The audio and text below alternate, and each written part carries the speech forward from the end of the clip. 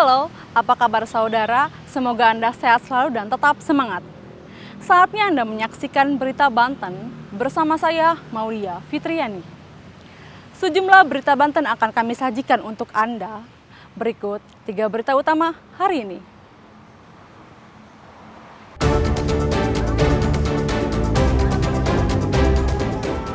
Tunjangan tidak dibayar, ribuan guru seprovinsi Banten ancam mogok massal.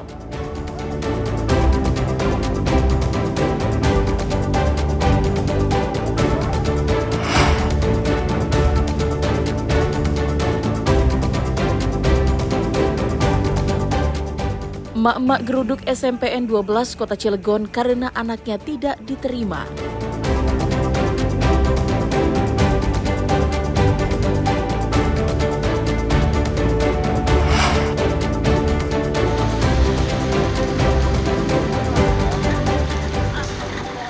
Intensitas hujan tinggi, tembok sekolah ambruk timpa gerobak pedagang.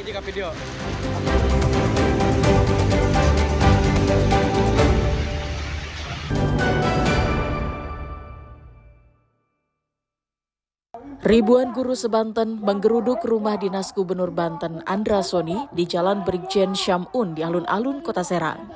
Ribuan guru honorer, P3K dan ASN serta ratusan mahasiswa dari berbagai perguruan tinggi mendobrak pintu gerbang Gedung Negara. Mereka ingin bertemu Gubernur Banten untuk meminta segera dibayarkan tunjangan jabatan bagi wakil kepala sekolah, wali kelas, pembina ekstrakurikuler serta ketua jurusan. Karena hingga kini belum juga dibayarkan, para guru terus bekerja di luar jam mengajar, seperti mengurus kurikulum, humas, sarana prasarana, hingga pembinaan siswa tanpa adanya kompensasi. Para guru juga menyoroti soal pengangkatan calon pengawas yang telah dinyatakan lulus seleksi, namun nasibnya tidak jelas meski sudah menunggu lebih dari 1 tahun. Sejumlah mahasiswa dan guru bersitegang dengan polisi berpakaian preman. Mahasiswa juga menaiki pintu gerbang rumah dinas gubernur. Karena jika tidak ada kejelasan, para guru mengancam akan menggelar aksi dengan massa yang lebih besar. Bahkan mereka membuka opsi mogok kerja massal dan mengundurkan diri dari seluruh tugas tambahan. Dalam soal tertunggaknya tunjangan jabatan guru.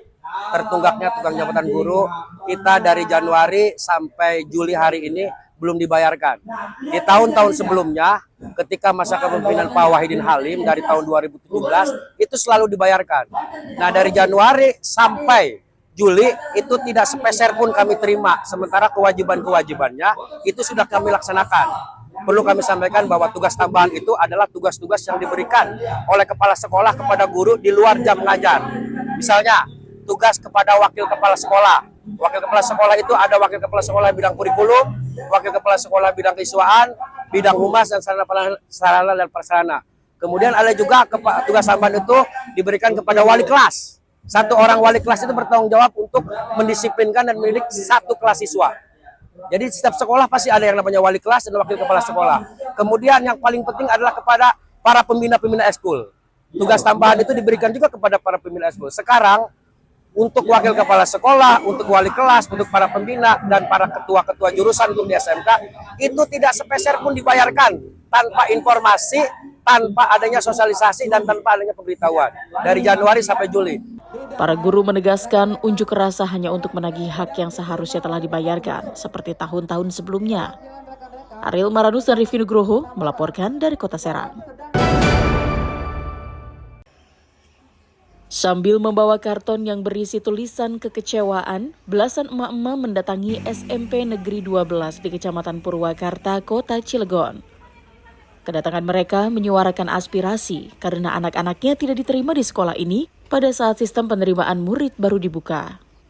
Padahal jarak rumah maupun nilai yang dilampirkan pada saat pendaftaran sudah memenuhi kriteria.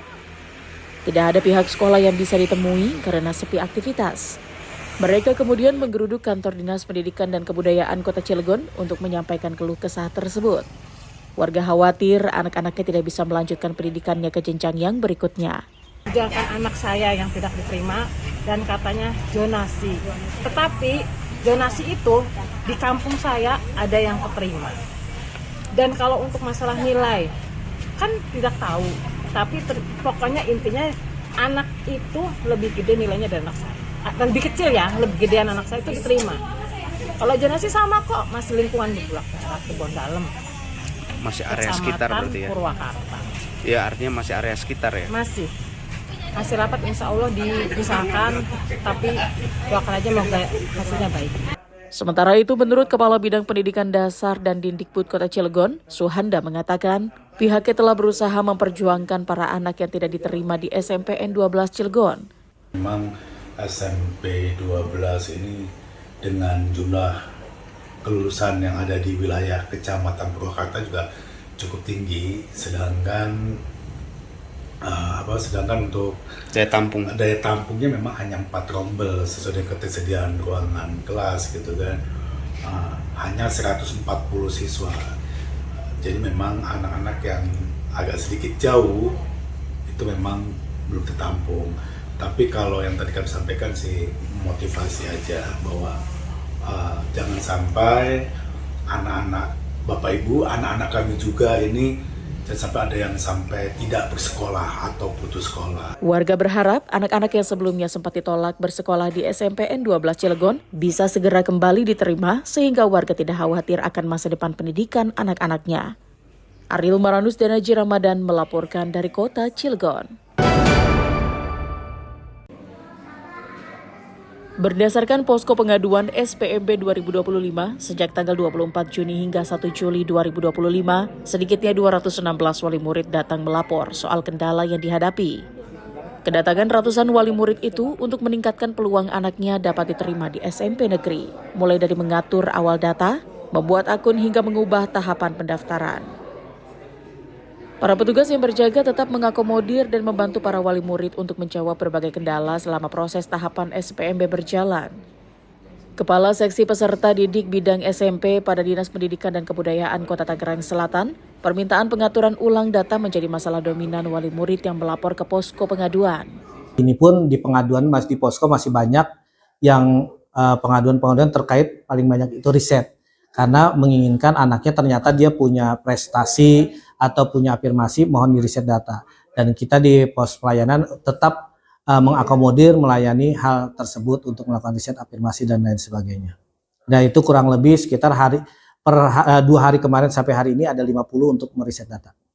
Sistem penerimaan murid baru atau SPMB 2025 dibagi menjadi 3 tahap, yaitu tahap pertama jalur domisili dimulai 24 Juni hingga 30 Juni. Saat ini SPMB masuk tahap kedua, yakni pendaftaran jalur mutasi dan prestasi sejak 1 Juli hingga 3 Juli. Sementara tahap ketiga jalur afirmasi dan disabilitas mulai 7 hingga 9 Juli 2025. Ariel Maranus dan Syabudin Natar melaporkan dari Tangerang Selatan.